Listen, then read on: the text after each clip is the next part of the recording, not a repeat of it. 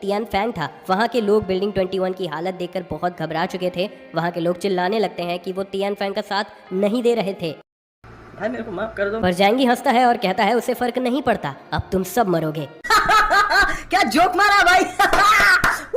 कुछ ही देर में वो बिल्डिंग भी जल जाता है और ऐसे ही 5 और बिल्डिंग्स भी जल जाते हैं। फिर जैंगी सोचता है आज के लिए बस इतना काफी है। जैंगी फिर बाकी बिल्डिंग से कहता है चिंता मत करो, मुझे पता है असल में मासूम कौन है, तो उन्हें कुछ भी नहीं होगा। कुछ लोग खुश हो जाते हैं और कुछ लोग कहते हैं कि वो इतने बिल्डिंग को जलाने के बाद थक गया होगा। उन्हें इग्नोर करते हुए जैंगी ऑर्डर देता है कि आज के लिए बहुत हुआ। उसके लोग आग सेक रहे थे और थोड़ी देर वहीं रुकने का डिसाइड करते हैं और फ्यूल के लिए वो डेड बॉडीज का ही यूज कर रहे थे। फिर वो 2 डेड बॉडीज के पास जाता है जो उसके साथ काफी लॉयल थे। वो सोचता है उन्होंने ऐसा क्यों किया और फिर उनके सेल फोन्स चेक करता है, जिसके बाद वो वापस घर चला जाता है। हार्ट मॉनिटर को देखने के बाद वो समझ जाता है कि अंकल यू अब ठीक हो रहे हैं। वो जो से कहता है कि तुम बहुत अच्छी डॉक्टर हो। तभी वहाँ मे आती है और कुछ खाने के लिए मांगती है। जैंगी उसके सामने नूडल्स बाहर निकालता है कि मैं तुम्हें भूखा रहने नहीं दूंगा। मे कहती है इतना काफी नहीं है, किचन में मैंने देखा वहाँ अंडे और चिकन भी है। जैंगी बहुत गुस्सा हो जाता है और जो भी हैरान थी। जैंगी बहुत चिढ़कर कहता है ऐसे टाइम में अगर तुम्हें इंस्टेंट नूडल मिल रहा है उसमें ही खुश रहो। फिर वो लोग अपने रूम में चले जाते हैं। जैंगी अपने वाइफ के पैर दबाने लगता है। खैर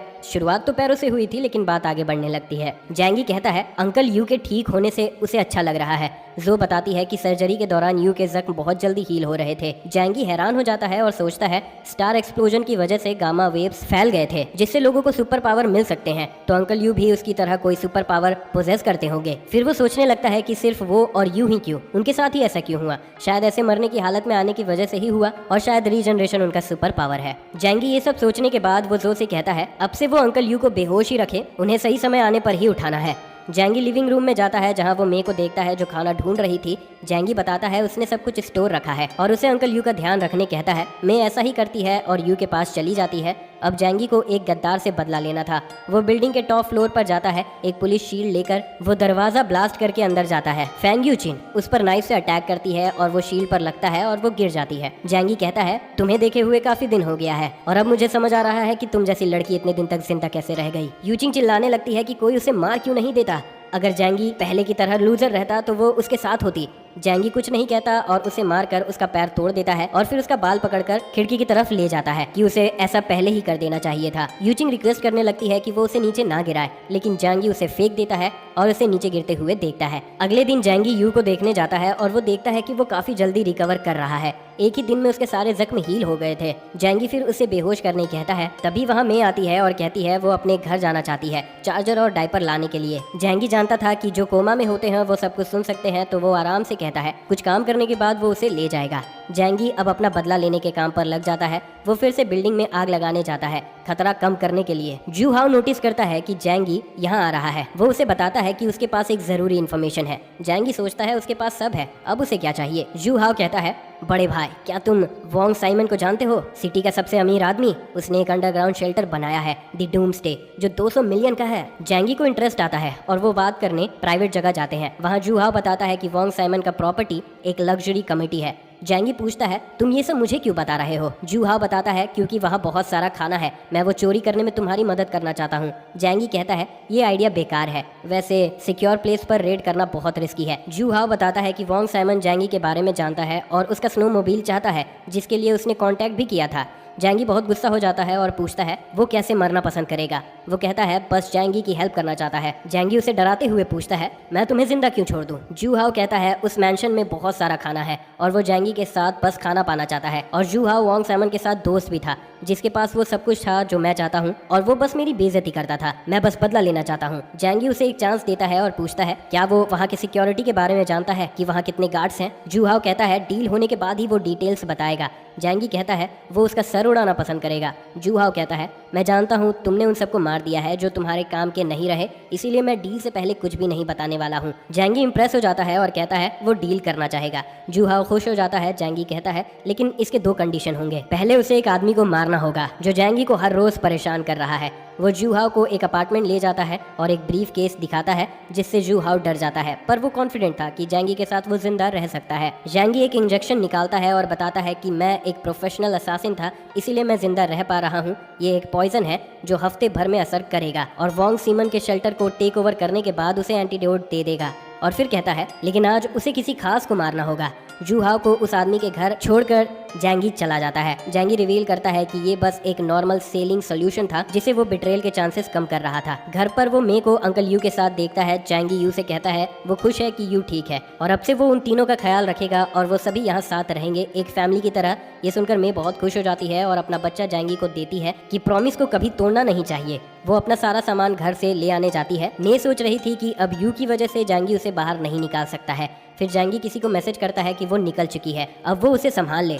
जैंगी बच्चे के साथ खेलने लगता है। मैं अपने घर का दरवाजा खोलती है कि अब वो यहाँ कभी वापस नहीं आएगी, लेकिन उसके घर के अंदर कोई था जो उस पर अटैक कर देता है, जो उसे मार देता है। यूहा उसे पूरी तरह से मारने के लिए और भी अटैक्स करता है और फिर जैंगी को मैसेज करके बता देता है। जैंगी यू से कहता है कि अब वो यहाँ अपनी बीवी के साथ रह सकता है, पर यू कहता है कि ये सब बहुत ज्यादा है। तभी बच्चा रोने लगता है। जैंगी बच्चे को जो को दे देता है और उसे कुछ डायपर्स भी देता है और फिर यू से बात करने जाता है। यू कहता है मे बहुत समय लगा रही है, मुझे बहुत चिंता हो रही है। जैंगी जो से कहता है वो मे के पास जा रहा है क्योंकि वो बहुत लेट कर रही है।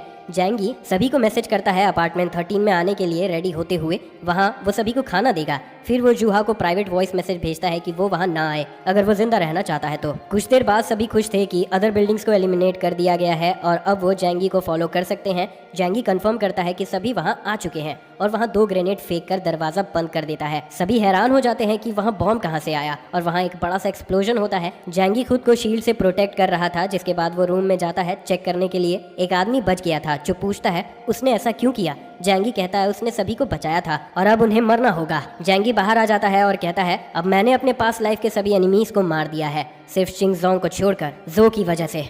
घर वापस आने पर वो यू को बताता है कि नेवर्स में लड़ाई की वजह से मे मारी गई। वो अदर बिल्डिंग के लीडर के साथ धोखा दे रहे थे हमें मारने के लिए, कुछ बचकर भाग गए। यू दुखी हो जाता है कि सारी उसकी गलती है। जैंगी देखता है कि हीलिंग के साथ साथ उसका पावर सुपर स्ट्रेंथ भी है। जैंगी उसे शांत होने कहने लगता है कि इसमें मेरी गलती भी है, ये दुनिया बहुत जालिम है, लेकिन मैं आपके लिए नई वाइफ लाऊंगा, बिल्कुल भी चिंता मत करिए। ये सुनकर यू शर्मा जाता है।